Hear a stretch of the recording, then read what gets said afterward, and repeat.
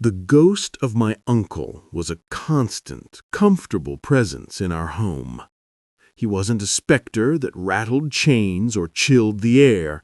He was a story, a photograph, a punchline to my father's weary sighs. He was Uncle Ray, the family's favorite and most painful anecdote.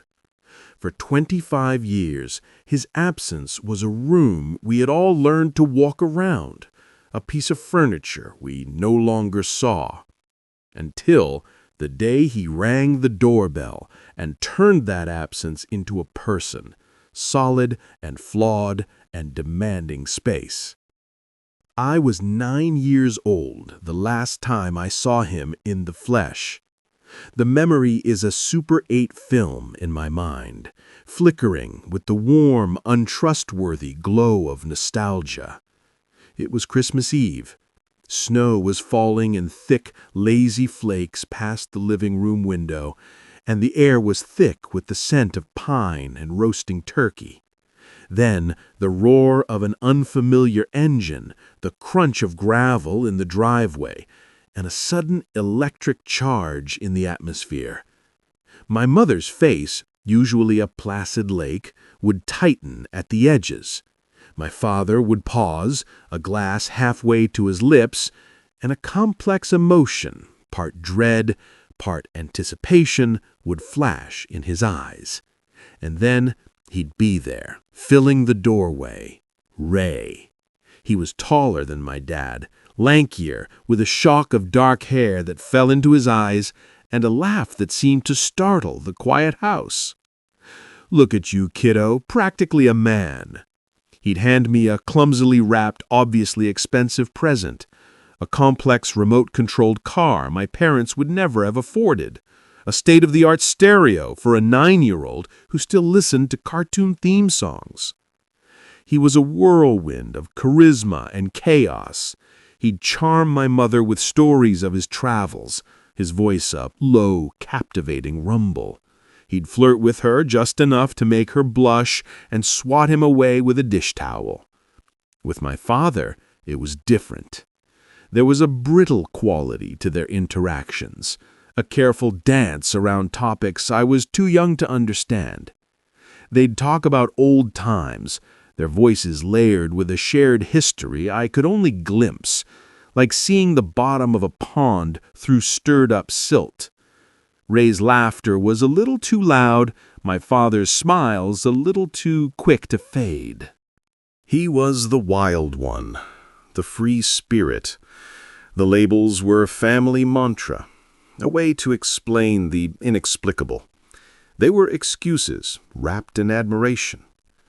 He couldn't hold a job. He was a seeker.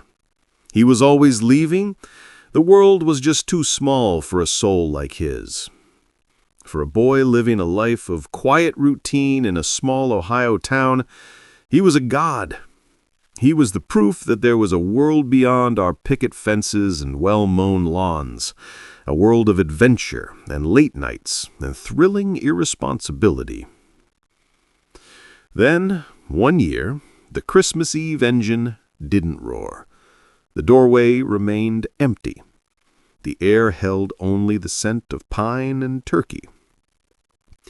I remember the palpable silence, the way my father stood by the window long after the street lights came on, his reflection a ghost in the glass.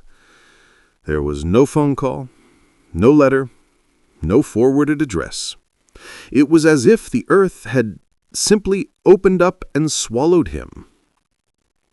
"Where's Uncle Ray?" I asked, my voice too loud in the quiet room. My father had turned from the window, his face a mask of something I now recognize as profound hurt. "Who knows?" he'd said, his tone flat and final. He never spoke Ray's name with any real emotion again. It was always a statement of fact, a historical footnote. "My brother Ray," he'd say if pressed, and then he'd change the subject. My mother, a woman of profound and quiet wisdom, had tried to explain it to me once, a few years later.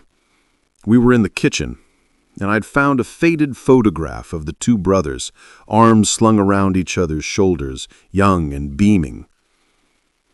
"Some people run from things they can't face, Leo," she'd said, her hands pausing in the dough she was kneading. "It doesn't mean they don't love you. It just means the thing they're running from is bigger, inside of them." We built a life without him. His legend slowly faded, the sharp edges of his absence worn smooth by the relentless river of time. Holidays became quieter, more predictable. My adolescence, my graduation, my first job, my wedding, all milestones he missed. The most significant absence was when my mother died. Cancer, swift and brutal. The house, which had always been her domain, became a hollow, echoing place. My father aged a decade and a year. The grief was a physical weight on his shoulders, bending him. I remember standing with him at her grave, the raw Ohio wind whipping at our coats, and thinking, this is when you need family. This is when a brother should be here. The space where Ray should have been felt like a canyon. I got married.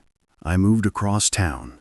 I built my own life, my own routines, my own quiet dramas. My father stayed in the house, a keeper of a museum whose main exhibit was a ghost. We had our weekly dinners, our phone calls. We were a unit of two, and we functioned. We were fine. We had to be. Then, last year, on a perfectly ordinary Tuesday afternoon in October, the doorbell rang. I was at my father's house, helping him sort through a lifetime of accumulated paperwork for his upcoming retirement. The sun was low and golden, casting long shadows across the shag carpet. The air was thick with the smell of old paper and dust. The doorbell was an intrusion, a sharp electronic chirp in the quiet afternoon. "You expecting anyone?" my father asked, not looking up from a stack of insurance documents. "Nope."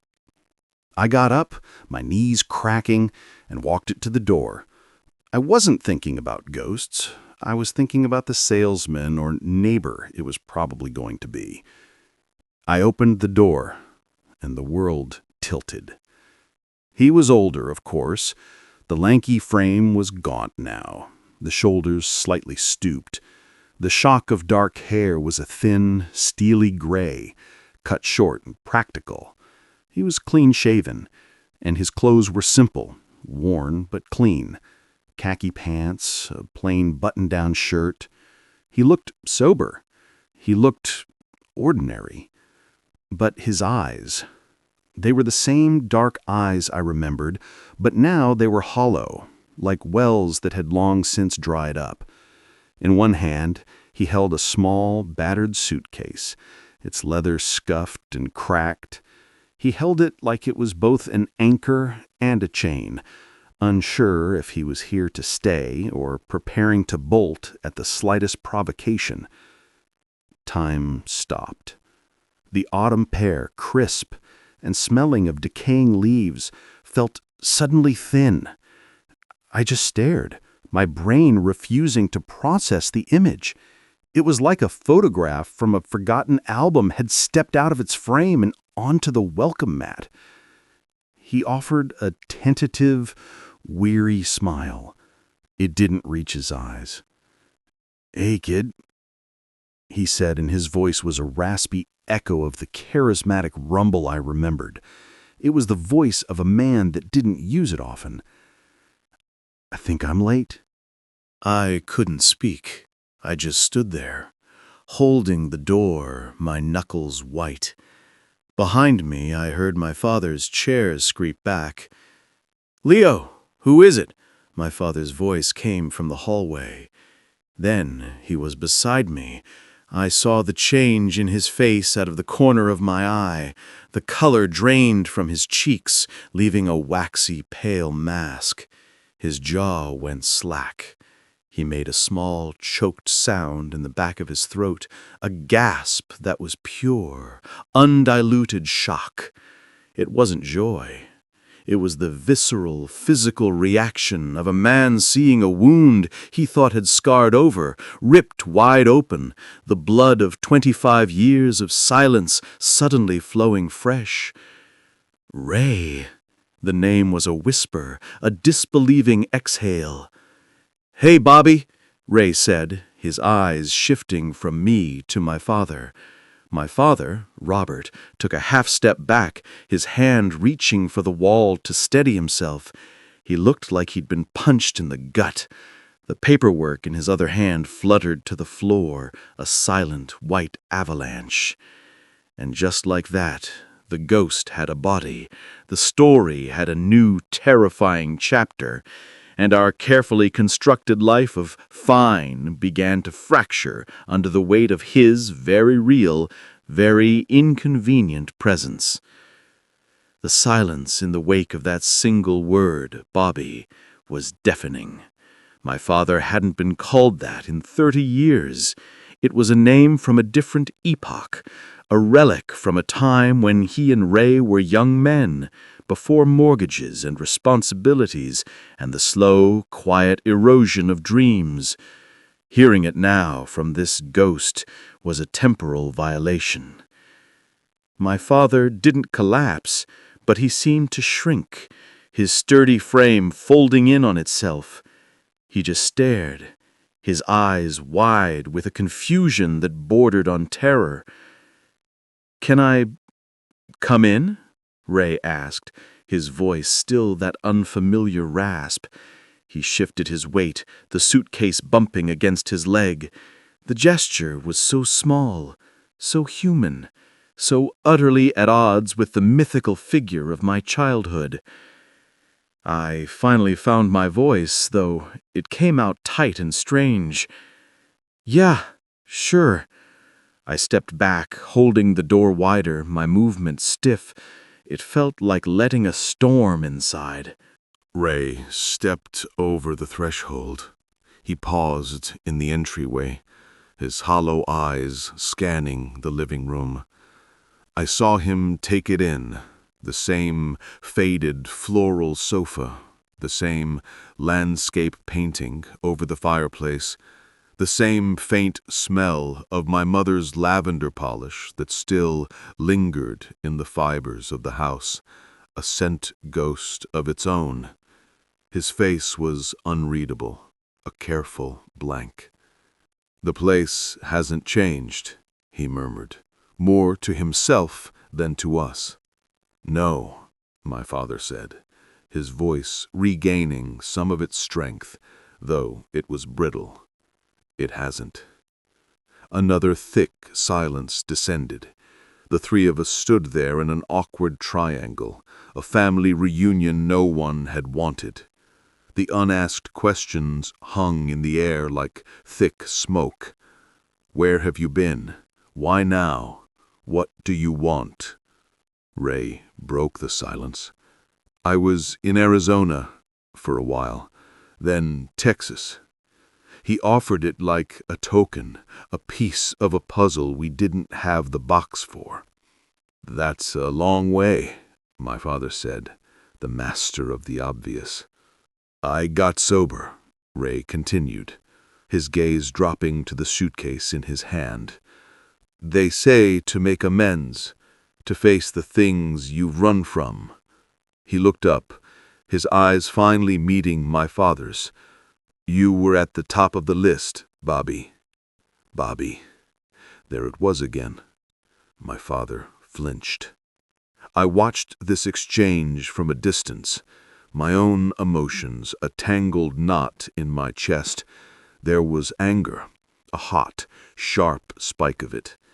This man had left. He had chosen to miss everything. He had chosen to let my father carry the weight of their parents' decline and passing alone. He had chosen to be a story, not an uncle, not a brother. And now he just waltzed back in with his sobriety and his amends, expecting what? Absolution? A place at the table? But beneath the anger, to my shame, was a flicker of that 9-year-old's awe. The legend was in my living room. He was diminished, he was real, but he was here. "You'll stay," my father said. It wasn't a question. It was a statement of weary inevitability. There was no joy in it, no brotherly embrace. It was the resignation of a man who knew that turning away a ghost was impossible. They just came in through the walls instead. Ray didn't ask to stay. He assumed it. He moved into the guest room, the one that had been my mother's sewing room for the last 15 years. He unpacked his meager belongings into the empty dresser with a quiet sense of ownership that set my teeth on edge. And so he was there, at our table for dinner that night, eating the meatloaf I had picked up from the deli. He asked questions about my life, about my wife, about my job as a project manager for a local construction firm, as if he hadn't been gone longer than I'd been an adult. The questions were polite, surface level, but they felt like intrusions. "So you married that Jenny girl from down the street?" he asked, scooping up a forkful of potatoes. "Julia," I corrected, my voice tighter than I intended. "And no, we broke up in high school. My wife's name is Maria." "Maria," he repeated, nodding as if filing the information away. "Pretty name." He talked to my father like they were still brothers who shared everything, bypassing a quarter-century of silence as if it were a minor inconvenience. "Remember that time with Dad's old Ford pickup out by Miller's Pond?" he'd say, and launch into a story I'd heard 100 fragmented versions of. But now, hearing it from him, it felt different. He was the hero of his own narratives, the charming rogue. He'd tell the story, my father would give a thin, strained smile, and Ray would skip right over the years he'd spent avoiding us, the narrative jumping from a youthful prank in the 70s to him sitting at our table in the present day. He'd smile at me, a sad, knowing smile, as if we shared a secret, as if I still admired him the way I had at age 9. I wanted to wipe that smile off his face. I wanted to scream, "I'm 38. I have a mortgage. I've buried a mother. You don't know me." But I didn't. I was polite. I swallowed the hot, bitter words. I told myself it was for my father. The initial shock had worn off, replaced by a cautious, bewildered acceptance in my dad. He was tired. He was lonely. And here was a piece of his past, a living, breathing connection to a time before grief and solitude. I saw the way he watched Ray, a confusing mix of wariness and a deep, aching need. So I bit my tongue. I played the part of the gracious nephew. I tried to believe in second chances, in the redemptive power of amends. But with every passing day, his presence felt more and more like a violation. He was slipping into the grooves of our family life, the grooves he had abandoned, and the ease with which he did it felt like a profound betrayal. The real breaking point wasn't dramatic. It wasn't a shouted argument or a slammed door. It was a Tuesday night dinner, just like the one the week before, and the week before that. Maria was working late. It was just the three of us. My father had made a pot roast, a recipe that had been my mother's. It was one of his good days. He'd seemed more engaged, less faded. Ray was talking about a job he'd had on a ranch in Texas, a story involving a stubborn donkey and a runaway tractor. He was animated, his hands moving, his voice gaining some of its old cadence. He was, for a moment, the vibrant, captivating Uncle Ray of my childhood memories. And my father was laughing. It wasn't his usual polite chuckle. It was a deep, belly laugh, the kind that shook his shoulders and made him wipe a tear from his eye, a sound I hadn't heard in years, a sound that had died with my mother. I sat there, a piece of pot roast halfway to my mouth, and I felt a cold fury settle in my stomach. I looked at Ray, so alive, so at home. I looked at my father, his face illuminated with a genuine, uncomplicated joy, and all I could think was, he left us. He left you. The words echoed in my head, a dark, furious mantra. He left when Mom was diagnosed. He left when you held her hand in that hospital room for weeks. He left when you had to call the funeral home by yourself. He left when I graduated, when I got married, when your first grandchild was born. He left for the easy parts of life, the sun in Arizona, the adventure in Texas, and he's come back for the comfortable ones, a warm bed, a home-cooked meal, a built-in family. The injustice of it was a physical pain, a knot of hot wire in my chest. He had skipped the hard part. He had skipped the grief, the fear, the daily grind of loyalty. He had abdicated all responsibility, and now he was reaping the rewards of a family he had not tended to. My father didn't say anything. He didn't look at me and see the storm raging behind my eyes. He just let Ray slide back into his place at the table, into his place in his life, like a missing jigsaw piece that had finally been found, no questions asked. The laughter felt like a collaboration, a conspiracy of forgetting that I wanted no part of.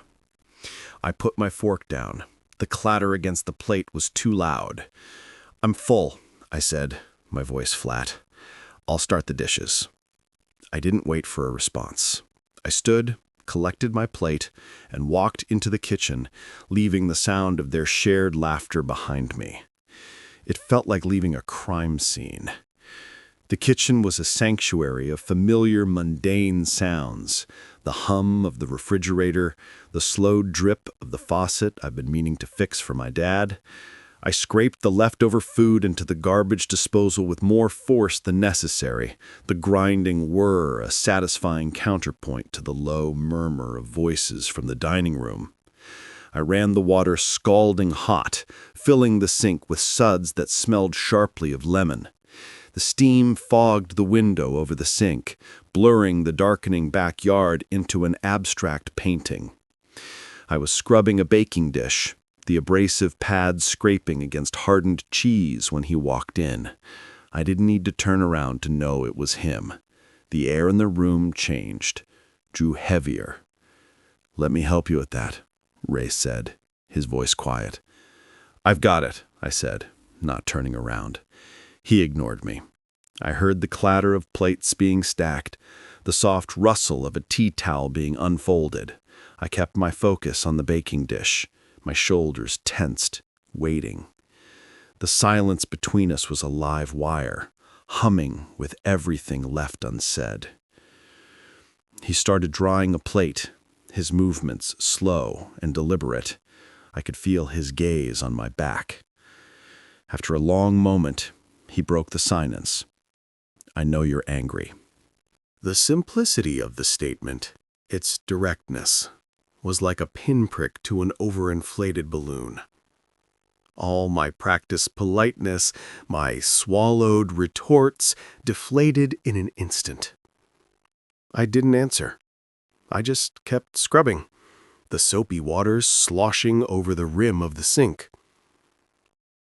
"I don't blame you," he continued, his voice still low, meant only for me. "If I were you, I'd be angry too." I finally turned to look at him. He was leaning against the counter, the dried plate forgotten in his hand. His face was etched with a deep weariness, but his eyes were clear, focused on me. "Are you?" I asked, my voice cold. "Are you me? Because from where I'm standing, you have no idea what it's been like to be me, to be my father." He flinched, just a little, but held my gaze. "Your dad forgave me. That's enough." The words were a spark on a gas spill, the hot, bitter fury I'd been containing all through dinner, for weeks, erupted. "No," I said, the word sharp and final. I dropped the scrubbing pad into the sink with a wet slap. "It's not enough." For the first time since he'd returned, Ray looked genuinely scared. It wasn't a fear of me, not a physical fear. It was the terror of a man who has been avoiding a precipice his whole life and finally finds himself on the edge, peering into the abyss he's always run from. The confident storyteller was gone. The charming rogue vanished. In his place was a hollowed-out, frightened old man. "What do you want from me, Leo?" he asked, and his voice was barely a whisper. It was a genuine question. He truly didn't know. "An explanation," I said, wiping my hands on a towel, my movements jerky with adrenaline. "A real one. Not a story about donkeys in Texas or some 12-step program mantra about amends. Not the wild one bullshit legend. Why did you leave? Really? And why the hell did you come back?" He stared at me, his jaw working silently. The clock on the microwave ticked off 5 seconds, then 10. The hollows in his cheeks seemed deeper in the harsh fluorescent light. He looked down at the plate in his hand, then carefully set it on the counter. He picked up the tea towel again, dried his hands with a slow, final motion, as if he were performing a ritual. He leaned back against the counter, his shoulders slumping, all the fight gone out of him. When he spoke, his voice was so low I had to strain to hear it. He whispered, "I left because I couldn't stand being the disappointment your dad saw every time he looked at me." The air went out of the room. It wasn't the dramatic answer I expected. It wasn't a tale of a secret family, a prison sentence, a treasure hunt gone wrong. It wasn't satisfying. It wasn't healing. It didn't magically dissolve my anger or stitch our family back together. It was just human. Weak. Pathetic. And I knew with a sickening lurch in my gut that it was true. He wasn't running from us. He wasn't running from responsibility or boredom or a desire for adventure. He was running from the reflection of himself in his older brother's eyes. He was running from the quiet, steady judgment of a man who had chosen the path of duty, who had built a life where Ray had only left wreckage. "He was always the good one," Ray continued, his eyes fixed on some distant point on the linoleum floor. "He was the responsible one, the one who married a good woman, bought a house, had a kid. He did everything right. And I I was the screw-up, the one who couldn't hold a job, who drank too much, who borrowed money and forgot to pay it back. Every time I walked in that door, I could see it in his face. Not anger, really. Just disappointment. A constant, quiet confirmation that I was exactly who he thought I was. He finally looked up at me, and his eyes were brimming with a raw, unvarnished pain. It's exhausting, Leo, to be someone's walking, talking failure. So I left. I thought if I wasn't there, he couldn't be disappointed. And I couldn't see it. Out of sight, out of mind, right? A bitter laugh escaped him. A dry, hollow sound. Stupid. I know it's stupid now. But for a long time, it was the only logic I had. I wasn't running from him. I was running from myself. And the person I was, that guy was a coward. The confession hung in the steam-filled kitchen, a pathetic, fragile thing. All my life I had built him up in my mind as this epic figure, a rebel too grand for our small world. But he wasn't grand. He was just a man, terrified of his own reflection. So much so that he'd abandoned everyone who held up the mirror. The anger was still there, but it was changing, morphing into something more complex and weary. How do you rage against a confession of sheer, unheroic cowardice? You can't fight a void. I didn't know what to say. I understand would have been a lie. It's okay would have been a betrayal of my father, of myself, of the last 25 years. So, I said nothing. I just turned back to the sink, the water now lukewarm, and picked up the scrubbing pad again. The fight was over. There was no one to fight. He had given me his truth, and it was a pebble, not a weapon. It was too small to build anything with, but heavy enough to sink the ship of my childhood idolatry for good. He stood there for another minute, a silent, spectral presence, before quietly leaving the kitchen. I heard his footsteps on the stairs, retreating to the guest room.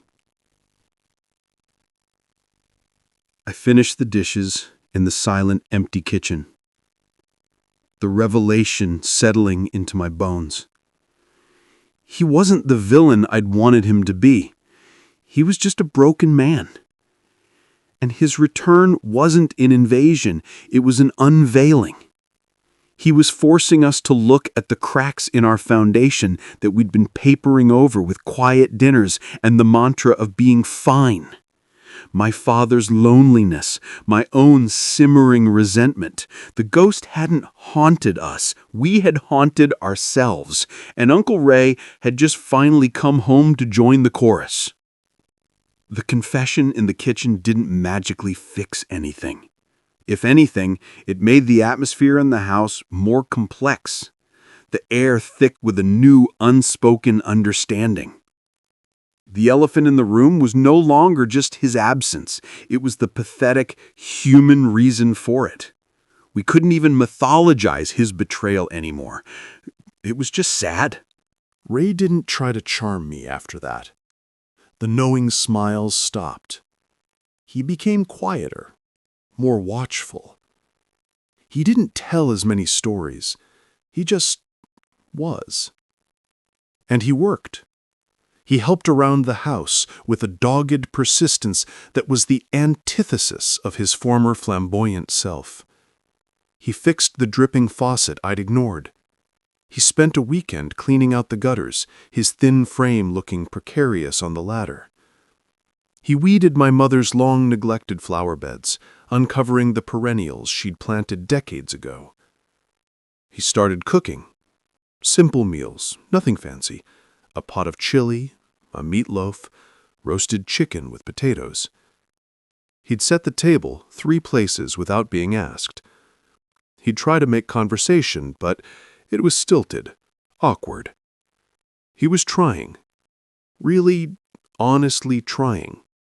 Not to win us over with charm, but to earn his keep through sheer, mundane utility. I watched my father watch him. The initial shock and wary acceptance had deepened into something else, something quieter. He didn't laugh with the same belly-deep joy as that fateful dinner, but a new rhythm developed between them. My father would read the paper in his armchair, and Ray would sit on the sofa, reading a paperback Western. The silence between them was no longer charged with the electricity of the unsaid. It was the comfortable silence of shared space, of 2 old men coexisting. One Saturday, I came over to find them in the garage, going through my father's old tool chest. The sight stopped me in my tracks. They were bent over a rusty handsaw, their gray heads close together. "This was Dad's," my father was saying, his voice soft with memory. "You remember when he tried to build us that tree house? The whole thing tilted to the left." Ray let out a short, genuine laugh. "Yeah, and we spent more time pushing it back to level than we ever did playing in it. Mom was terrified we'd kill ourselves." They looked up and saw me standing in the doorway. The moment didn't shatter. My father smiled. A real, easy smile. "Leo, Ray was just helping me sort this mess out. Think we can get this saw sharpened?" "Yeah," I said, my voice a little hoarse. "I know a place."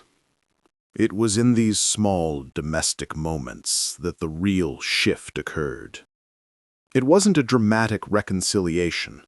It was the slow, quiet process of Ray staying. He was there for the boring Tuesday nights.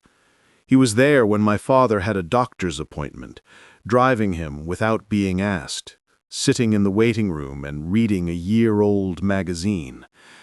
He was there when a pipe burst in the basement, slogging through the muck with me at 2 a.m., his old hands surprisingly capable as we wrestled with the shutoff valve.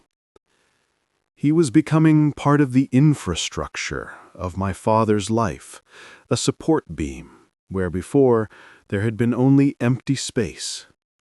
And I struggled. God, I still struggled. The anger had banked, but the embers of resentment still glowed. I'd see him wearing one of my father's old sweaters and feel a spike of irrational fury. "That's Dad's. You didn't earn that." I'd hear him offer my father advice and think, where was your advice when he needed it? But the sharp edges were wearing down. It was hard to maintain white-hot rage against a man who washed dishes with such grim determination, who remembered my father took his coffee with 2 sugars and a splash of milk, who was simply present. One evening, about 8 months after his return, I was over for dinner. Maria was with me this time. Ray had made a stew. It was good, hearty and flavorful. We ate at the kitchen table, the 4 of us. The conversation was light, about a movie Maria and I had seen, about the unseasonably warm weather. It was normal. It was nice. After dinner, Maria and my father went into the living room to look at a photo album she had brought. Ray and I were left at the table, the remnants of the meal between us. The ghost of our kitchen confrontation hovered, but it felt fainter, less potent. "The stew was good, Ray," I said. It was the first voluntary, positive thing I'd said to him that wasn't a response to a direct question. He looked up, surprised, then nodded. "Thanks. It was your mom's recipe." found it in a box. The mention of my mother, from him, didn't sting as I expected it to. It felt like an acknowledgement, a quiet tribute. He cleared his throat, looking down at his hands. I got a job, part-time, down at the hardware store on Elm, stocking shelves. Old man Henderson said he could use the help. I stared at him. A job? Here? In this town? It was the most concrete statement of intent he had ever made. He wasn't just visiting. He wasn't just hiding out. He was putting down a root, however small. That's great, Ray, I said, and I found that I mostly meant it. He looked at me, and for the first time, I saw a flicker of something in his hollow eyes that wasn't pain or fear. It was a tiny, fragile spark of hope. It's not much, but it's something. We sat in silence for a moment. I could hear Maria's laughter from the other room and my father's low, rumbling response. It was the sound of a family. A fractured, patched up, complicated family, but a family nonetheless. I realized then that Ray hadn't destroyed our family by coming back. The cracks were already there. We were a vase that had been dropped long ago, and we'd carefully glued the biggest pieces back together, pretending it was whole, ignoring the hairline fractures that ran through it. My father's loneliness was a crack. My resentment was a crack. The unspoken grief for my mother was a chasm. Ray's return, his physical presence, had just forced us to finally look at the damage. He was the light shining through the fractures, illuminating the fragile nature of what we'd built without him. He hadn't broken us. He had exposed how broken we already were. And in doing so, he had given us a chance, however awkward and painful, to fix it for real. Not with silence and pretense, but with hard, unglamorous work. With stew on a Tuesday night. With a part-time job at a hardware store. With staying. I don't know if I forgive him fully. The 9-year-old boy in me still mourns the death of his legend. The 38-year-old man still wrestles with the weight of those 25 empty years. But I'm learning that forgiveness isn't a moment you arrive at, a switch you flip. It's not the dramatic climax of a story. It's repetition. It's a choice you make over and over again. Every time you see him wearing your father's sweater, every time he tells a story that skips the hard years, every time you sit across from him at the dinner table. It's showing up. It's staying. And for the first time in my life, Ray is staying. And maybe, just maybe, so am I. What's the most unexpected family secret you've ever discovered? The ones that reshape your entire history are often hidden in plain sight. If you found this story of a ghost returning home compelling, subscribe for more narratives that delve into the dark, quiet heart of family.